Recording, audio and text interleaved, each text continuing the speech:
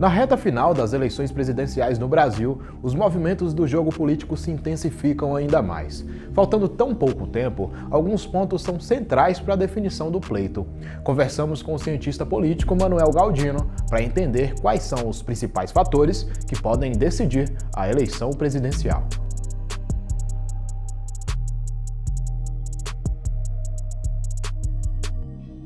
Se a gente for olhar os resultados do primeiro turno como base, né, onde tem o maior potencial de mudar o resultado das eleições, né, são as pessoas que votaram em outros candidatos que não Lula e Bolsonaro. Porque esses são votos que as pessoas precisam decidir se elas irão votar e, caso elas decidam ir votar, se elas vão votar em Lula ou em Bolsonaro, né?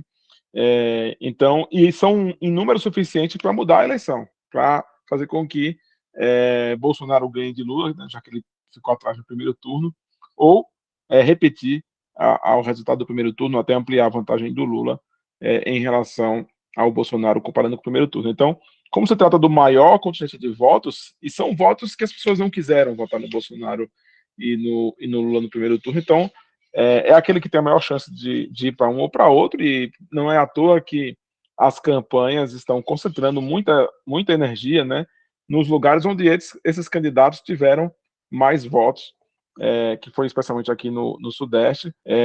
Nesse sentido, o apoio explícito da Simone Tebet, que ficou em terceiro lugar, é um ativo importante para a campanha do Lula, né, aumenta bastante suas chances de ser eleito.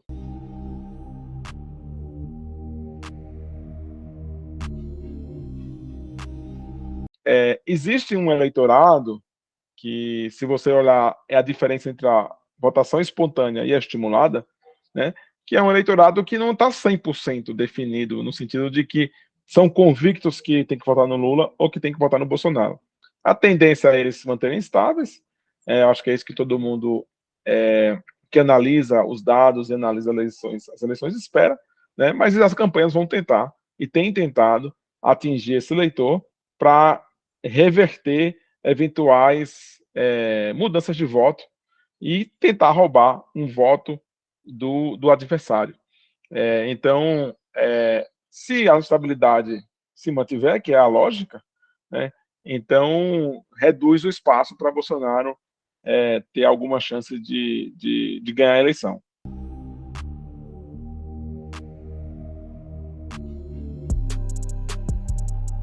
Historicamente, o segundo turno tem uma abstenção um pouco maior do que a do primeiro turno, né? Então, a expectativa é que esse número de abstenções aumente um pouco em relação ao primeiro turno, né? Mas a gente nunca teve um aumento muito grande capaz de influenciar resultados eleitorais. Então, algumas estimativas que eu vi, você poderia mudar aí menos de 1 ponto percentual dos votos do Lula, por exemplo, né, com as abstenções, que elas tenderiam a prejudicar mais o Lula que o Bolsonaro, né? Então, o aumento das abstenções nos grupos que tendem a votar no Lula sendo um pouco maior, poderia, no máximo, tirar 1 ponto percentual do Lula. Então, se a gente considerar que o primeiro turno o Lula teve aí, né, 5 pontos percentuais, mais ou menos, de diferença para o Bolsonaro, então, ficar com 4, ele continua ganhando.